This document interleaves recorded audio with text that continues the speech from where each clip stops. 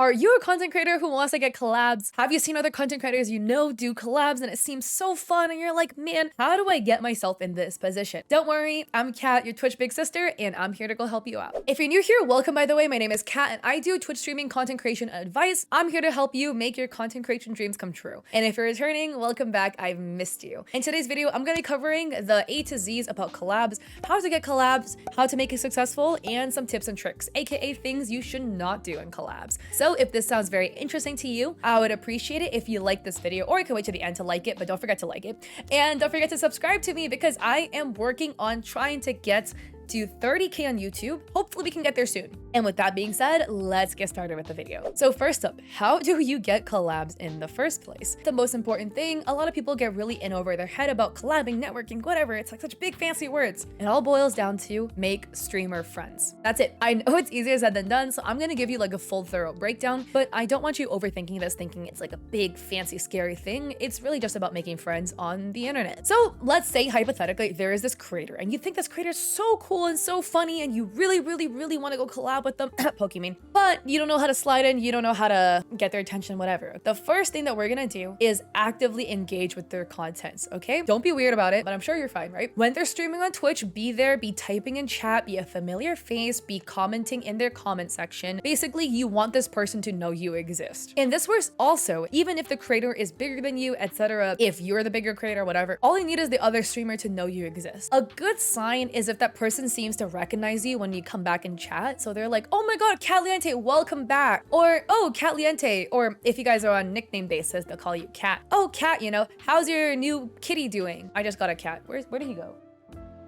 I have two floodlights and he likes sitting on one of my floodlights. Anyways, if they seem to call you by a nickname, they already know things about your life, / they remember things you're up to, these are all really good signs. So now, what I like to use is Twitter. And again, I'm always saying this, guys, if you guys are not on Twitter, please get on Twitter. Twitter is like LinkedIn for content creation and esports.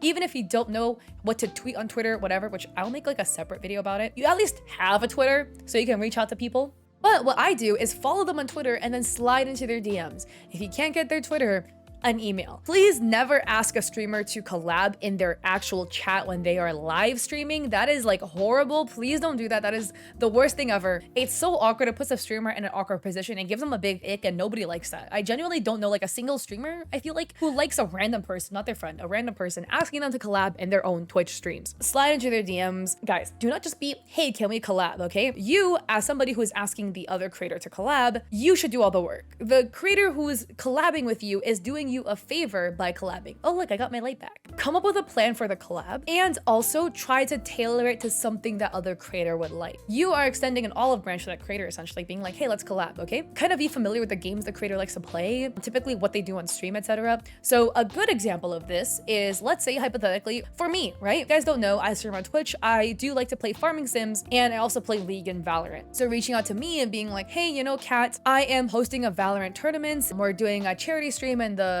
winner of the tournament will get $100 to donate to a charity of their choice. I know you also like playing Valorant. Would you be interested in joining this tournament? That is a good example of a collab. It shows you've done research about the creator, you know what they're interested in, etc. A bad example is, for instance, I'm again gonna use me as an example. You reach out to me and you're like, hey Kat, let's collab and play Call of Duty. I played Call of Duty once. It shows you didn't do research on me as a creator. It basically feels like it's disingenuous. I would recommend you come up with a plan for the collab. What exactly do you want to do with this creator? Come up with an itinerary, etc., and then send that over in the DMs. And then I also like to give absolute flexibility to the creator that I'm reaching out to. For instance, it would be like, hey, so I typically stream in the evenings from this time to this time, but I'm totally flexible to whatever time you're available. I know you stream at X time, so I could move my schedule to work with yours, right? Because again, that creator is doing you a favor by collabing with you.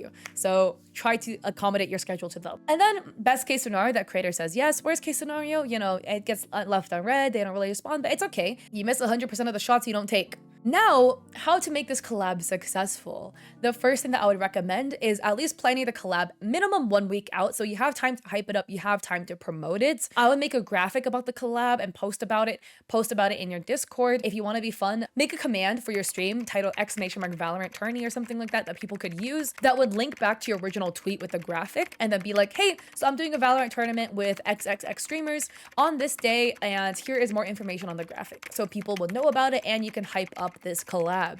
Now, when it comes for the day of the collab, a couple of things that I would also recommend. One, always try to be early to the collab, so don't leave the other person waiting. Two, if it does involve things like Discord calls, whatever, try to get everything that you need UI-wise set up before the collab so the other person isn't left waiting. So for instance, if you need to get the Discord bubbles to go, which I have a YouTube video on how to do that, so that we can see the multiple speakers talking. If you're a VTuber or a PNG tuber and you need to hook up other people's little models to your stream, make sure you get that set up. Maybe you get the files from them early. Make sure you put their in the title of your stream as well. So it's like collabing with @X streamer so that, you know, they get some recognition for the collab as well. It would show that you did think about them and you're giving them the recognition that they would get from getting on a collab with you. I'm not getting at the right words, but you know what I mean. And then just go through the collab and have a good time and have fun. And one thing that I recommend you do after the collab as well is slide into the DMs of that creator again and thank them for coming on this collab with you.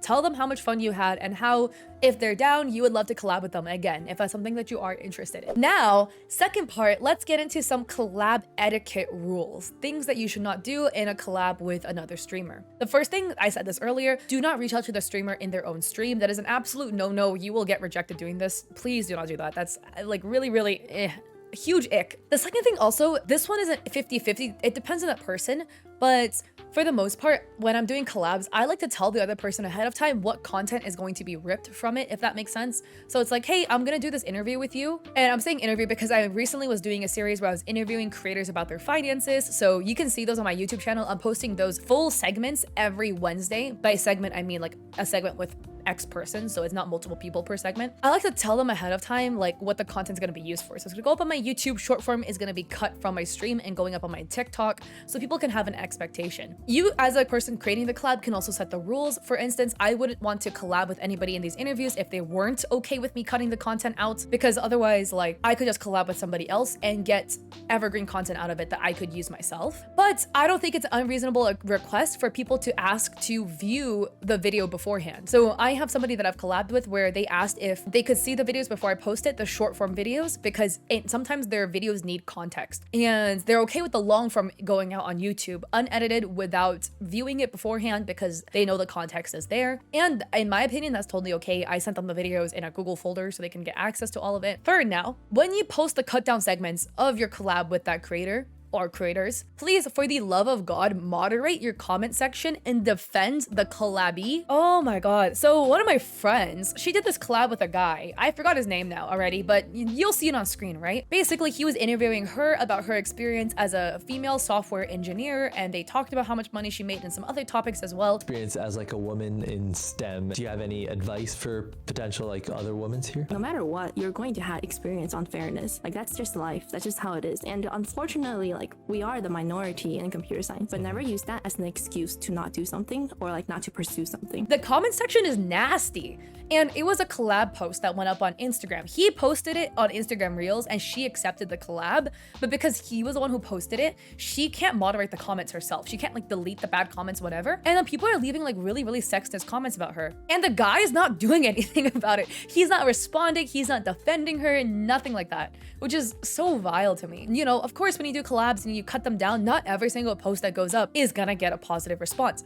I've had that happen and I defend them in the comments, and I also go and reach out to that person. I'm like, hey, so the comments aren't looking that great. Would you want me to take this video down? I'm totally okay with doing that if that would make you more comfortable, or would you rather me leave it up? I've had people say that they would like it left up. I've also had people say they'd like it taken down. So it is what it is. It depends on the person's preference, but to not defend them and to leave the video up where they're collectively getting hate from that video, I think is absolutely disrespectful, and you're never gonna get a collab again. Also, 4, don't shine a negative light on that creator, or don't edit the video in a way to where that creator could have like negative feedback where people take their video out of context and for it to look negatively on that person you interviewed. Like, why again was your point of collabing with that creator if you are okay with negative responses getting to them? Also, 5, when you collab with creators, please link to their social media. Please always, the bare minimum, tag them in the title of your streams, tag them in the videos that you post. Try to do your due diligence to find their other social media platforms. So if you post it on Instagram,